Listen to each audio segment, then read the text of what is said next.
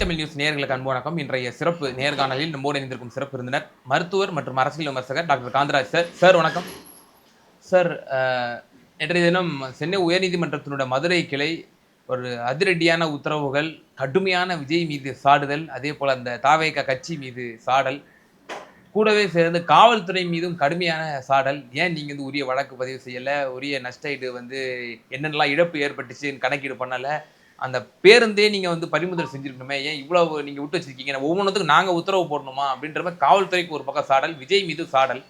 இவங்க அணுகுன முறையை நம்ம பார்க்கிறோம்.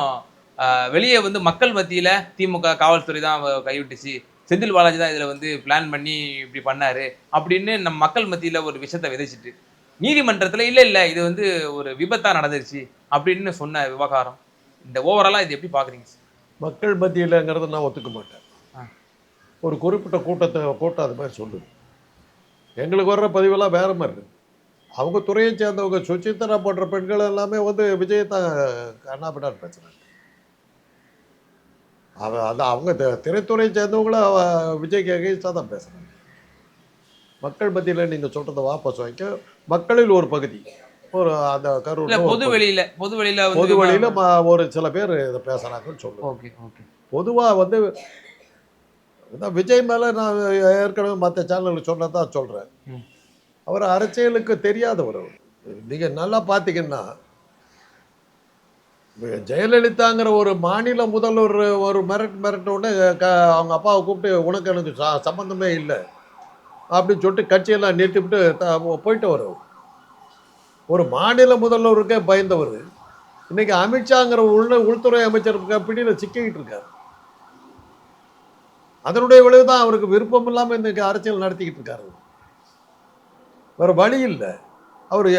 அவர் சரியாக விக்கிரவாண்டி அந்த கூட்டமெல்லாம் ஒன்றும் சரியாக பண்ணல, 3 மாதத்துக்கு ஒரு தடவை தான் வர்றாருன்னு போது அமித்ஷா பார்த்தாருன்னா ஒன்று புள்ளியில் சிக்க மாட்டேங்கிறாருன்னு உடனே ஓய்பிரிவு பாதுகாப்பு அவர் கேட்காம அவர் கொடுத்தார். அவரை பாதுகாக்கிறதுக்கு போட்டார். பாதுகாக்கிறதுக்கு போடலை. உளவுத்துறை அதிகாரிகள்லாம் சுற்றி நின்றுக்கிட்டு இவர் எங்கே போகிறாரு, என்ன பண்ணுறாரு, யாரை பார்க்குறாரு, நம்ம கை விட்டு போகிற மாதிரி ஏதாவது இருக்கிறாராங்கிறதெல்லாம் பார்த்து உடனடியாக அவரை வந்து தட்டுறதுக்கு, முட்டி தட்டுறதுக்கு அதிகாரிகளை சுற்றி போட்டு ஒரு காவல் கைதி மாதிரி இருக்கார். அது போக அவருடைய சொத்துக்களை எல்லாம் முடக்கிற அளவுக்கு அருண்கிற ஒரு அமலாக்கத்துறை அதிகாரியும் கட்சியில் கொண்டு போய் சேர்த்திட்டாங்க. அவர் பக்கத்தில் உட்காந்துருக்காரு. ஏதாவது பேசினா சொத்தையெல்லாம் முடக்கிடுவார். இவ்வளோ பயத்தில் அவர் இந்த பயத்தின் காரணமாகத்தான் நான் அன்றைக்கி ஜெயலலிதா மிரட்டலுக்கு பயந்து கட்சியை மூடினவர் இன்றைக்கி அமித்ஷா கொடுத்த மிரட்டலுக்கு பயந்து கட்சியை ஆரம்பிச்சிருக்காரு. அதனால தான் வந்து பொறுப்பாளர் கிடைச்சவனையெல்லாம் தூக்கி கட்சியில் போட்டார். அவருக்கு ஆலோசனை சொல்கிறது யார்?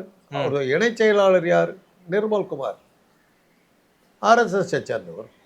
ஆக ஆர்எஸ்எஸ் பிடியில் அவர் இருக்கார். ஆர்எஸ்எஸ்னாவே என்ன? காந்தியை கொல்லும்போது கோட்சே என்ன பண்ணான்? தான் கையில் இஸ்மாயில்னு பச்சை குத்திக்கிட்டு வந்திருந்தான். அவங்க நினச்சி ஆர்எஸ்எஸ் நினச்சது காந்தியை கொன்ன உடனே கோட்ஸை அடித்து கொண்டுடுவாங்க ஜனங்க. அதனால் கையில் பச்சை இஸ்மாயிலுங்கிறது முஸ்லீம் தான் கொண்டாங்கிறத வச்சு இந்து முஸ்லீம் கலவரத்தை உண்டாக்குறதுக்காக 1948 அந்த பிளானை பண்ணாங்க. ஏறத்தாழ அதே தான் இங்கே வந்திருக்குது.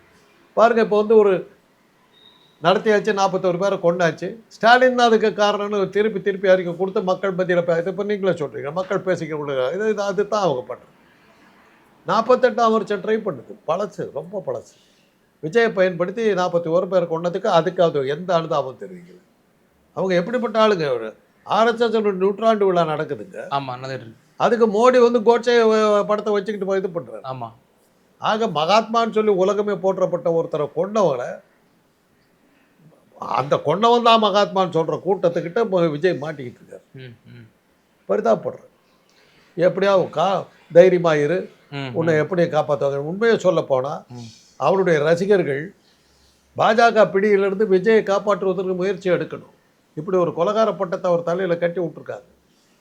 பாஜக கிட்ட இருந்து விஜயை காப்பாற்றுறதுக்கு நீங்க எல்லாம் சொல்றது பார்க்கும்போது ஏதோ பிளான் பண்ணி ஏதோ பிஜேபி இவ்வளவு சொன்னதுக்கு அப்புறமே ஏதோ ரொம்ப ஆச்சரியத்தமாக கேட்கும்போது நீங்களே இப்படி இருந்தீங்கன்னா சரி சீமானை இப்படி எல்லாம் சொல்லி தான் தூக்கி விட்டு ஒரு வழி பண்ணிக்க. அப்போ இதே தான் சொன்னீங்க, ஸ்டாலின் பயந்து விட்டாரா, ஸ்டாலின் எடுங்க சீமானை பார்த்து.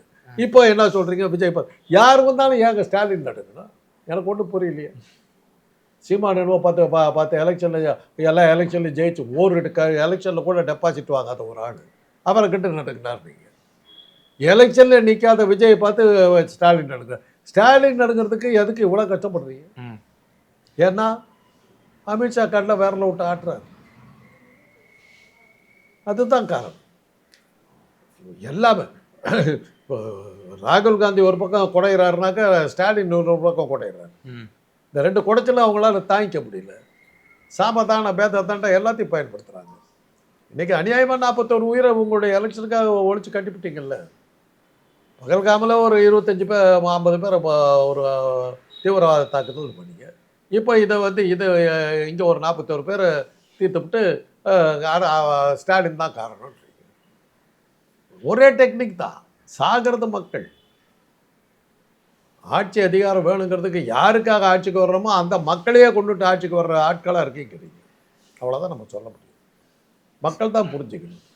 விஜய் ரசிகர்களுக்கு ஒரே வேண்டுகோள், விஜயை பாஜக பிடியிலிருந்து காப்பாற்றுங்க. ஓகே, அவ்வளோதான் நம்ம சொல்லணும். அப்போ கூட இருக்கிறவங்கள களை எடுக்கணும், அப்படிதானே சார்? அதுதான், அவ்வளோதான். நீங்க சொல்றீங்க பக்கத்துல இருக்க RSS காரர் தான் இருக்காங்க கூட. ஆதவர்ஜுன் எந்தெந்த இடத்துல இருந்து வந்தவங்க? லாட்ரி இல்லாத லாட்ரி என்னென்ன உண்டோ அத்தனை அந்த இதை வச்சுக்கிட்டு விற்கிற ஆள் அந்த ஆதவர்ஜுன். அந்த ஆளை கட்சியில் வச்சுக்கிட்டு இருக்கு. யார் ஒன்று அந்த ஆளை கொண்டு விட்டது? பாஜக. நிர்மல்குமார் ப்ரூவ்டு RSS உட்காந்துருக்கு. ஆமா, முன்னாள் பிஜேபி காரியகர்த்தா. அமலாக்கத்துறை அதிகாரி ஒரு ஆள் ஒன்று மிரட்டிக்கிட்டு இருக்காரு. உளவுத்துறை அதிகாரி ஒன்று மிரட்டிக்கிட்டு இருக்காங்க. கட்சியிலேயே முக்கிய பொறுப்பில் இருக்கிற ஒரு RSS-ஆல் கொண்டு உள்ள விடப்பட்ட ஆதவர்ஜுன் இத்தனை பேர் உன்னை சூழ்நிலை கைதியாக வச்சுக்கிட்டு உன் பேரை பயன்படுத்தி ஒரு கலவரத்தை உண்டாக்கி இவ்வளோ பெரிய ரகல் நடந்துக்குது. இதுக்கு மேலே கூட நீதிமன்ற அவமதிப்பாக போட்டு நான் பேசாமல் இருக்கேன். ஓகே, விஜய் ரசிகர்களுக்கு ஒரே வேண்டுகோள், இந்த RSS பிடியில் இருந்து விஜயை காப்பாற்றுங்கள். அவர் குரல் கொடுக்க முடியாத அளவில் மாட்டிக்கிட்டு முடிக்கிறார் சொன்னால் அவருக்கே ஆபத்து வந்துடும். அதனால் அவர் சார்பில் நான் சொல்கிறேன், அவரை காப்பாற்றுங்கள், விஜயை காப்பாற்றுங்கள். RSS பிடியிலிருந்து அவரை வெளியே கொண்டு வர பாருங்கள். இப்போ நீங்கள் இவ்வளோ காலம் சொல்லிட்டு இருக்கீங்க அவர் கட்சியை நடத்தல, ஒரு ரசிகர் மன்றம் இது, அந்த மாதிரி தான் நீங்கள் தொடர்ந்து விமர்சனம் பண்ணிட்டு இருக்கீங்க. நீதியரசர் சொல்லியிருக்கிறார் நேற்றைய தினம், இந்த மாதிரி உங்களுக்கு தலைமை பண்பே இல்லை விஜய்க்கு, பாருங்க இவ்வளோ பேர் லைவ் விஷுவல்லே இருக்குது நமக்கு, எல்லாரும் நிப்பாட்டுங்க பேச்சை நிப்பாட்டுங்கன்னு சொல்லி ப்ரெஸ் பண்ணிட்டு இருக்காங்க செஸ்ட்டை. அவன் உயிருக்கு போராடிட்டு இருக்காங்க பலரும். உட்காந்து அவரு பாட்டு பாடிட்டு இருக்காரு, 10 ரூபான்னு பாட்டு பாடிட்டு இருக்காரு.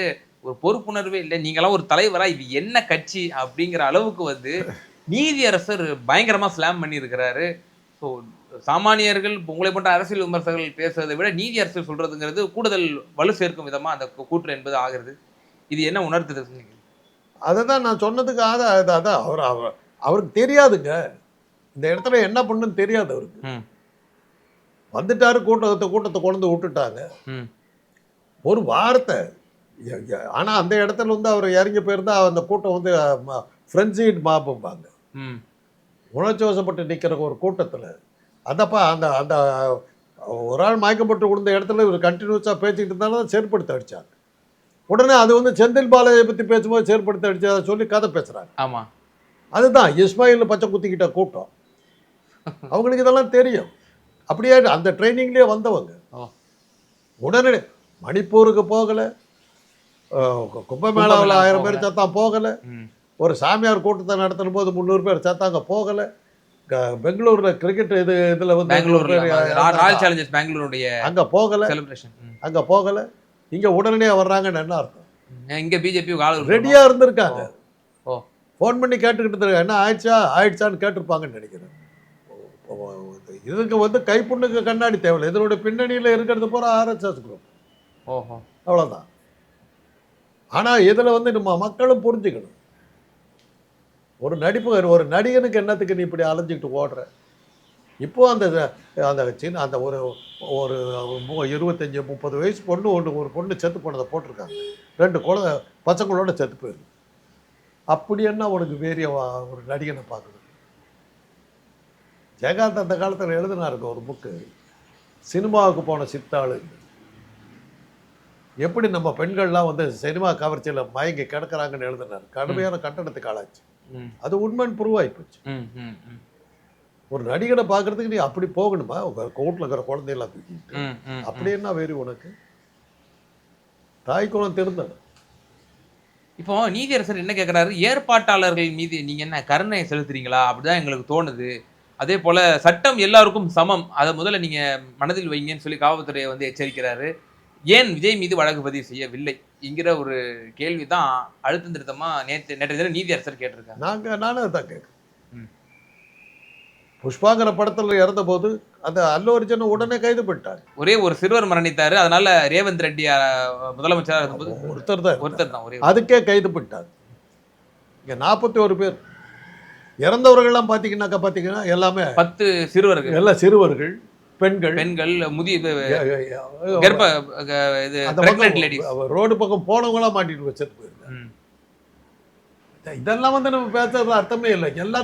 எல்லாத்துக்கும் தெரியும். இது அரசியலாக்குறதுக்கு பாஜக ரொம்ப கஷ்டப்படுது. இப்போ எப்படி பகல்காமில் மாட்டிக்கிட்டாங்களோ அதே மாதிரி இப்போ இதுலையும் மாட்டிக்கிட்டாங்க. பகல்காமில் ரொம்ப சாமர்த்தியமாக பண்ணுறதா நினச்சிக்கிட்டு சொன்னாங்க. திருமாவளவன் தான் கேட்டார், நீ தானே சொன்ன காஷ்மீரில் வந்து பரிபூர்ண சுதந்திரம் இருக்கிறது, மக்கள் எல்லாம் பொங்கல்னு சொன்னது அமித்ஷா தான் ஏன் சொன்னார். அதை நம்பி தான் நாங்கள் போனாங்க, செத்து போயிட்டாங்க. இப்போ யார் பதில் சொல்கிறதுன்னு கேட்டாங்க. இன்னைக்கு ஊரில் இந்த தீவிரவாதி கொண்டா தீவிரவாதிகளில் ஒருத்தனை பிடிக்கல, ஒரு ஆளை பிடிக்கல. ஆப்ரேஷன் சிந்தூர் நல்ல பேர் தான்.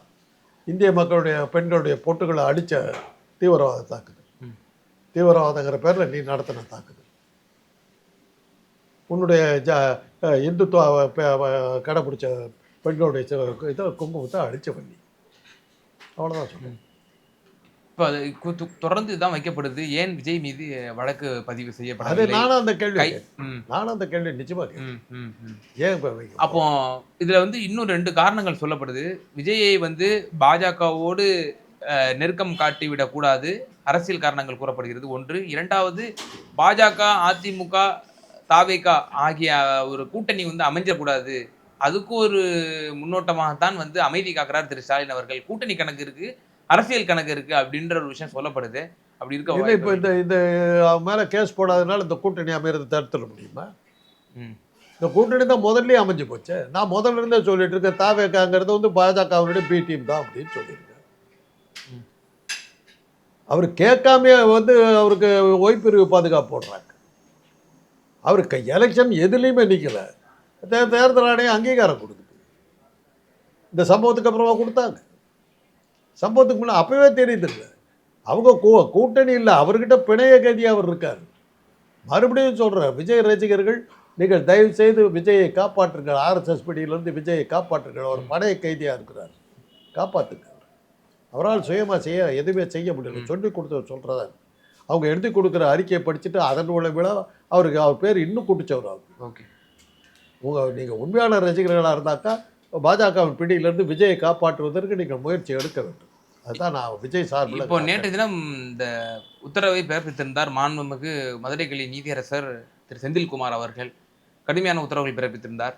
அந்த உத்தரவு பிறப்பிக்கப்பட்ட பிறகு இரவு முழுக்க நம்ம பார்த்துருந்தோம். சோஷியல் மீடியாஸில் குறிப்பாக அந்த தாவேகா கட்சியினர் அவங்களுடைய பேர் புரிந்த அந்த ட்விட்டர் அக்கௌண்ட்ஸ்லாம் நம்ம பார்க்குறோம்.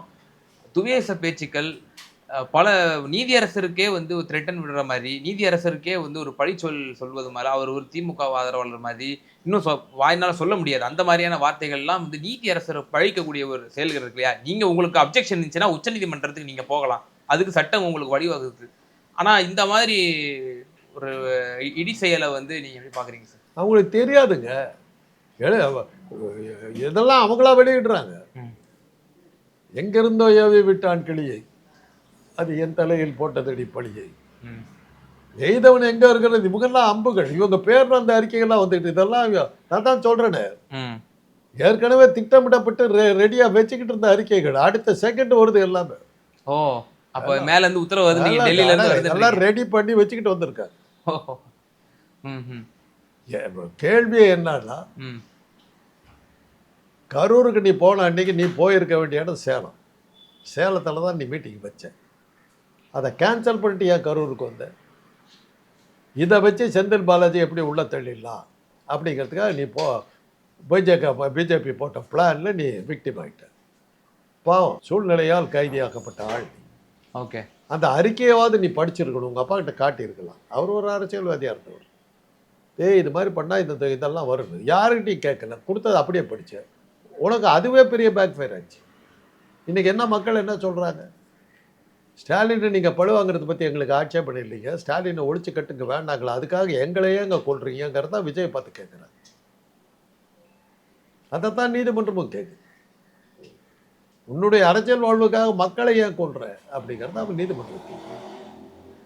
இப்போ மாண்புமிகு நீதியரசரையே இப்படி வந்து இவ்வளோ பழி சொல்ல இடி சொல்ல அப்படி பேசும்பொழுது இப்போ அடுத்த கட்டமா நீதிமன்றமே வந்து இந்த தாவேகா மீது கடுமையான ஆக்ஷன்ஸ் எடுப்பதற்கான வாய்ப்புகள் இருக்குன்னு நினைக்கிறீங்களா? நீதிமன்றம் கவனத்திற்கு சென்றால்.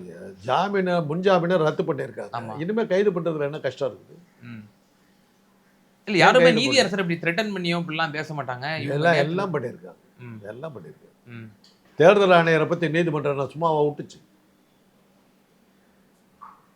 பதிலே சொல்லி அந்த ஆள். ஓகே. என்ன கேட்கல அவங்க? ம். அது கவலைப்பட்டுக்கிட்டாங்களா? ஆதார் கார்டு தான் வச்சு ஆகணும், மரியாதை நடத்த அப்படின்னாங்க, நடத்தினாங்க. அதுக்கப்புறம் விடலையே அவங்க இதான் இல்லையே. இப்போ ஒரு 5 லட்சம் பேர் 2 லட்சம் பேர் ஓரம் கட்டிவிட்டாங்க. நிச்சயமா சார், பல்வேறு விவகாரங்களில் எங்கள் நேயர்களுக்கு ரொம்ப தெளிவாக விளக்குனீங்க. ரொம்ப நன்றி.